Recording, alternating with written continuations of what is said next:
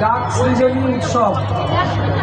এই উৎসবে সমাগত ভক্তমণ্ডলী আপনাদের সবাইকে আমি আমার আন্তরিক শ্রদ্ধা জয়গুরু শুভেচ্ছা জানিয়ে একটু কিছু বলার চেষ্টা করছি। এতক্ষণ আমার অত্যন্ত স্নেহের প্রদীপ, তারপরে তার সঙ্গে বলরাম এবং ছোটু অর্থাৎ দীপন লাল, এরা তন্ময়, এরা সবাই মিলে ছড়ার গান পরিবেশন করলেন। পরম ব্রহ্মময় শ্রী শ্রী ঠাকুরের ছড়ার গান মানে আমাদের জীবন বৃদ্ধি যা কিছু লওয়াজিমা, ঠাকুর তো অনেকভাবে বলেছেন। তার আরেকটা ফর্ম হলো ছড়া। ছড়া কেন? আমাদের মনে রাখতে সুবিধা হয়, এই জন্য ছড়া। তা এই বিষয়ের উপরে কিছু বলার কথা, অনেক বিষয় হয়েছে, তার মধ্যে শেষ যে বিষয়টি এবং তারও যে প্রথম বাণীটি, এর উপরে আমি একটু বলার চেষ্টা করছি। ব্যাপারটা হচ্ছে এই যে আমরা বলছি বা এই যে আয়োজন, আপনারা একটু ঠিক করবেন।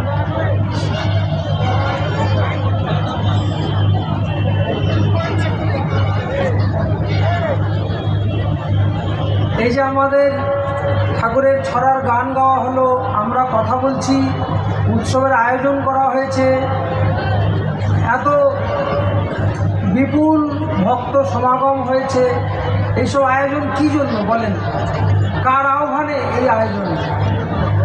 এই আয়োজন হচ্ছে পরম প্রেমময় শ্রী শ্রী ঠাকুরের আহ্বানে। কেন তিনি আমাদের ডেকেছেন, ডাক দিয়েছেন? দিন দয়াময় ডাকছেন, ওই এখনও তুই ওঠরে জেগে। তিনি আমাদের ডেকেছেন কেন? আমরা গীতাতে পেয়েছি, শ্রীমদ্ ভাগবত গীতাতে, যখন ধর্মের গ্লানি হয় তখন তিনি ধরায় আসেন। তিনি মানে কে? স্রষ্টা। এই স্রষ্টা যিনি, তার মধ্যে ধারণ পালন এগুলো সব আছে। ধারণ পালন সম্বেক সিদ্ধ ব্যক্তিত্ব, এইরকম একজন আছেন যিনি সৃষ্টি করেছেন। কিন্তু এই সৃষ্টি যিনি করেছেন, তিনি আমাদের মধ্যে ইচ্ছা শক্তি দিয়েছেন, খেয়াল দিয়েছেন, খেয়াল।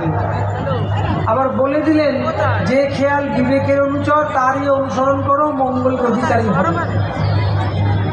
একটা নজরুল গীতি আছে, হেলিছয়ে বিশ্বলয়ে বিরাট শিশু আনো মনে, এরকম আছে। তিনি আমাদের নিয়ে খেলা করছেন। কিসের খেলা? খেলাটা হচ্ছে এই যে আমাদের মধ্যে ইচ্ছা শক্তি দিলেন। ইচ্ছা শক্তি দিয়ে বললেন যে তুমি ইচ্ছা শক্তি বিবেকের অনুচর করে গড়ে তোলো। বিবেক মানে আমাদের মধ্যে দুটো আমি আছে। একটা আমি হচ্ছে বিবেক আমি। ভাই দাদা আর একটা হচ্ছে আমার অহংকারী আহাম্মক আমি, শয়তান অহংকারী আহাম্মক আমি। আমার ইচ্ছাকে তিনি বললেন যে তোমার ইচ্ছাটা যেন এই বিবেকের অনুসরণ করে। আচ্ছা, বিবেক যদি আমার মধ্যে থাকে, আপনাদের সবার মধ্যেও আছে, সকলের মধ্যে আছে, কিন্তু আমরা এই বিবেকের ডাক শুনতে পাই না। কেন শুনতে পাই না বলেন তো? শুনতে চাই না, শুনতে চাই না। আমি যখন আমার মার সাথে কথা বলি, তখন যখন উত্তেজিত হয়ে কথা বলি, খুব উত্তেজিত হয়ে, এমন সব ভাষা আমি প্রকাশ করি যে ভাষা মাকে বলা যায় না, তখন আমার বিবেক আমাকে বলে যে এইরকমভাবে বলো না, মার সাথে কথা এরকমভাবে বলো না। আমি তাও বলি। কেন বলি? আমি বিবেকের কথা শুনতে চাই না। এত রকম যখন আমার বিবেকের কোনো কথাই যখন আমি শুনি না, তখন আমার দিনদাময় মানে স্রষ্টা যিনি, দয়া করে আমাদেরই মঙ্গলের জন্য আমাদেরকে তিনি আহ্বান জানাচ্ছেন। এখনো তুই ওঠরে জেগে, জীবন ব্রতে ব্রতী হয়ে ইষ্ট পথে চলবে বেগে। জীবন ব্রতে মানে জীবনের পথে, যে পথে চলার মধ্য দিয়ে আজকেই গাওয়া হয়েছে একটু আগেই, জীবন পাত্র ভরেই যদি জয়ামৃত করবি পান, এখনই কর অধীর তোকে গুরুর পায়ে অর্ঘ্যদান। জয়ামৃত পান করতে আমরা সবাই চাই, মানে জয়ী হতে সবাই চাই, কিন্তু বিবেকের আহ্বান শুনি না। ভগবান শ্রীকৃষ্ণ কুরুক্ষেত্র যুদ্ধের আগে নিদ্রায় তিনি আছেন। সে নিদ্রা কপট নিদ্রাই হোক বা যোগ নিদ্রাই হোক বা আমাদের মতন সাধারণ মানুষের মতন নিদ্রাই হোক, কথা ছিল যে তার কাছে দুর্যোধনও যাবেন আর অর্জুনও যাবেন। গিয়ে তিনি এই যুদ্ধ যখন তিনি ঠেকাতে পারলেন না, তিনি কাকে কি সাহায্য করবেন সেই ব্যাপারে তিনি কথা বলবেন। তার যখন নিদ্রা ভাঙল, দেখা গেল পায়ের কাছে বসে আছেন অর্জুন। তিনি উঠে তাকেই আগে দেখলেন। কথা ছিল এইরকম, যাকে তিনি আগে দেখবেন তার আবদার তিনি রাখবেন। আর তার মাথার কাছে একটা স্বর্ণ সিংহাসন ছিল। দুর্যোধন ইগোইস্টিক পার্সন, অনেকটা আমার মতো আর কি। ইগোইস্টিক পার্সন হওয়ার ফলে তিনি ওর মধ্যেই তিনি বললেন, এগুলো শ্রীকৃষ্ণের প্ল্যানিং। তিনি ডিকটেট করলেন যে কে কোথায় বসবে, কাকে তিনি আগে দেখতে চান। সমর্পিত প্রাণ যিনি, তাকে তিনি আগেই দেখতে চান। তাই তাকে তিনি জিজ্ঞাসা করলেন তার ঘুম ভাঙার পরে, তুমি কি চাও বলো। তোমরা দুজনে এসছো, আমি একটা পক্ষে থাকবো কিন্তু অস্ত্র ধারণ করব না, নিষ্ক্রিয় হয়ে থাকবো। আর একটা পক্ষে আমার 10 অক্ষয়িনী, মানে অনেক গুণে শেষ করা যায় না, এত সুশিক্ষিত সেনা থাকবে, তারা খুব ভালো করে যুদ্ধ করবে। অর্জুন বিবেকের ডাক শুনল, বলছেন আমি তোমাকে চাই, আমি আর কিছু চাই না। আর দুর্যোধন মনে মনে হাসলো, কি বোকারে বাবা, একটা মানুষ সে যুদ্ধ করবে না অথচ তাকে চাইলো। উনি বলছেন আরে বাবা, আমি আগে বললেও আমি ওই 10 অক্ষয়িনী সেনাই নিতাম। বিবেকের ডাক সে শুনল না। জীবন পাত্র করেই যদি জয়ামৃত করবি প্রাণ, এখনই কর অবীর তোকে গুরুর পায়ে অর্ঘ্যদান। গুরুর পায়ে অর্ঘ্য দিলেন অর্জুন, জয়ামৃত তিনিই পান করলেন। আর দুর্যোধন সেই জয়ামৃত তিনি পান করতে পারলেন না। কেন পারলেন না? যুদ্ধ চলছে। তখন সঞ্জয় ধৃতরাষ্ট্রকে রিপোর্টিং করছেন। তখনকার দিনে টেলিভিশন ছিল কি ছিল না জানি না, পরম ব্রহ্মময় শ্রী শ্রী ঠাকুরের কথায় তিনি অনেক উঁচু একটা জায়গায় বসে, যেখান থেকে সবাইকে দেখা যায়, যুদ্ধের বিবরণ দিচ্ছেন আর একে একে কৌরবদের পরাজয়ের কাহিনী শোনাচ্ছেন। যখন ধৃতরাষ্ট্র অত্যন্ত উদ্বিগ্ন হচ্ছেন, তখন সঞ্জয় বলছেন, যত্র যোগেশ্বর কৃষ্ণ যত্র পাত্র ধনুর্ধর। বলছেন যেখানে যোগেশ্বর কৃষ্ণ থাকবে আর তার অনুরাগী, তাতে সমর্পিত প্রাণ পার্থ ধনুর্ধর থাকবে, অর্থাৎ ভক্ত আর ভগবান যেখানে থাকবে, তত্র শ্রীর বিজয় ভূতির ধোয়া মতির নীতির মম। সেখানে শ্রী থাকবে, নীতি থাকবে, সম্পদ থাকবে, জয় থাকবে, বিজয় থাকবে, সব সেখানেই থাকবে, অন্য কোথাও থাকবে না। তিনি বললেন, সঞ্জয় বললেন, বলে আপনি প্রলাপ করে লাভ নেই। যখন যুদ্ধের আগে শ্রীকৃষ্ণ আহ্বান দিয়েছিলেন যে যারা যারা আসতে চাও ধর্মের পক্ষে আসো, সে আহ্বানে অনেকে সাড়া দিয়েছিলেন। কৌরব পক্ষের বিকর্ণও সাড়া দিয়েছিলেন, যুযুৎসুও সাড়া দিয়েছিলেন, কিন্তু বাকি সব সাড়া দেননি। তাই দিন কখনো কখনো সন্ধিক্ষণ আসে, কখনো কখনো আমাদের পক্ষ নিতে হয়। আমরা ধর্মের পক্ষ নেব, আমরা দিন দয়াময় ভগবানের পক্ষ নেব, নাকি শয়তানের পক্ষ নেব। শয়তান কিন্তু বাইরে না, কিন্তু মানুষ না, আমার ভেতরেই আছে সব। আমার ভেতরেই ভগবান আছে, আমার ভেতরেই শয়তান আছে। আমি কখনো কখনো শয়তানকে জয়ী দেখতে চাই। কেন বলে এটা কি করে বললাম? কারণ আমার আচরণটাই প্রমাণ করে। ঠাকুর বলছেন, যে আচরণ বাক্যকর্ম বাঁচা বাড়ার উৎস হয় তাকেই জানিস ধর্ম বলে, নইলে ধর্ম কিছুই নয়। তিনি বললেন, ধর্মে সবাই বাঁচে বাড়ে, সম্প্রদায়টা ধর্ম না রে। মানে ধর্মের মধ্যে দল টল নাই, কিছু নাই। এই সব শিক্ষা যিনি দিচ্ছেন তিনি হচ্ছেন দীন দয়াময়। তিনি আমাদের ডেকে বলছেন যে তুমি জয়ী হও।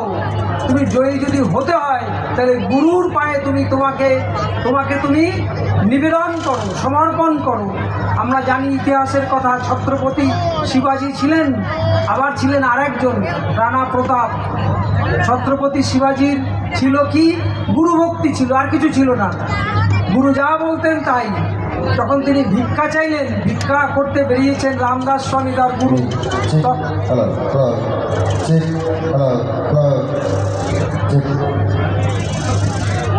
যখন তিনি ভিক্ষা করতে বেরিয়েছেন তখন শিবাজি তার কাছে গিয়ে বললেন,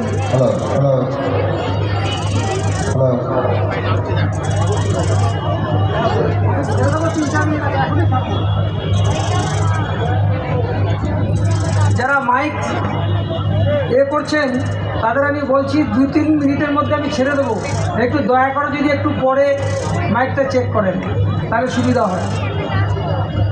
তখন তিনি গুরুকে ভিক্ষা দিতে রাজি হলেন, বলে আপনি যা চান।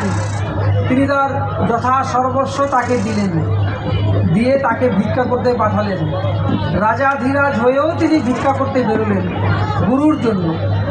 যখন তিনি ফিরে এলেন তখন তিনি বললেন, এই রাজ্য পাট সব আমার, তুমি আমার প্রতিনিধি হয়ে এই রাজ্য শাসন করো।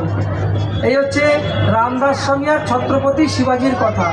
আর রানা প্রতাপ সিংহ, তার মধ্যে অনেক কিছু ছিল না গুরু ভক্তি, দীন দয়াময়ের ডাক তিনি শোনেননি। এত কিছু অর্নামেন্ট থাকা সত্ত্বেও তিনি জীবন যুদ্ধে তেমন কিছুভাবে সফল হতে পারেননি। আমরাও সংসার যুদ্ধে আমরা আছি, ছেলেমেয়ের শিক্ষা, স্বামী স্ত্রীর সম্পর্ক, এইরকম কত কিছু বিষয়, উপার্জন, ছেলেমেয়ের বিবাহ, ছেলেমেয়ের চাকরি বাকরি, এইসব কত বিষয় আছে। আমরা এক এক সময় নাস্তানাবুদ হয়ে যাই, কিছুতেই পারি না। ভাবি ছেলে এরকম হবে, হলো আর এক রকম। ভাবি আমার মেয়েটা এরকম হবে, হলো আর এক রকম। ভাবি আমি যাকে বিবাহ করলাম সে এরকম হবে, হলো আর এক রকম।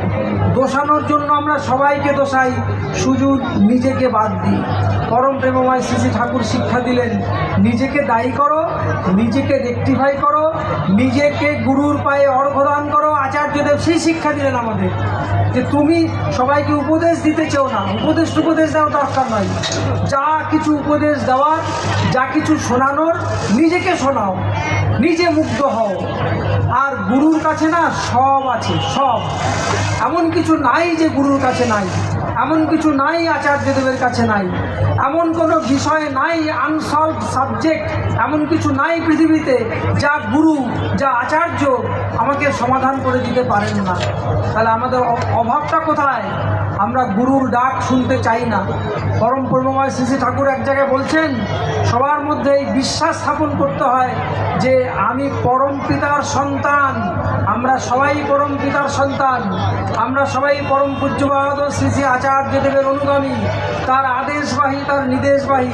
তাই পূর্ণতা ও পবিত্রতায় আমাদের জন্মগত অধিকার, এ কথা পরম প্রেমময় শ্রী শ্রী ঠাকুর বলছেন।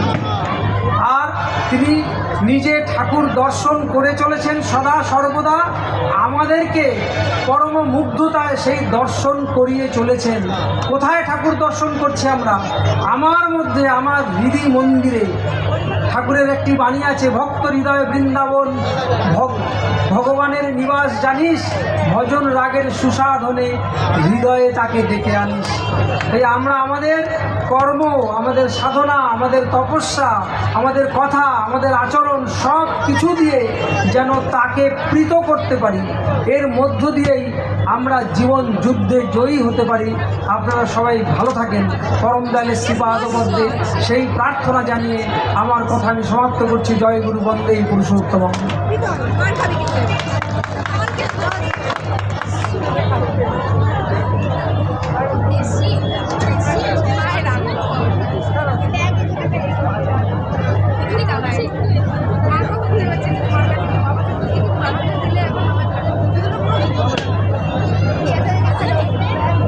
আমাদের এই পর্যায়ের অনুষ্ঠান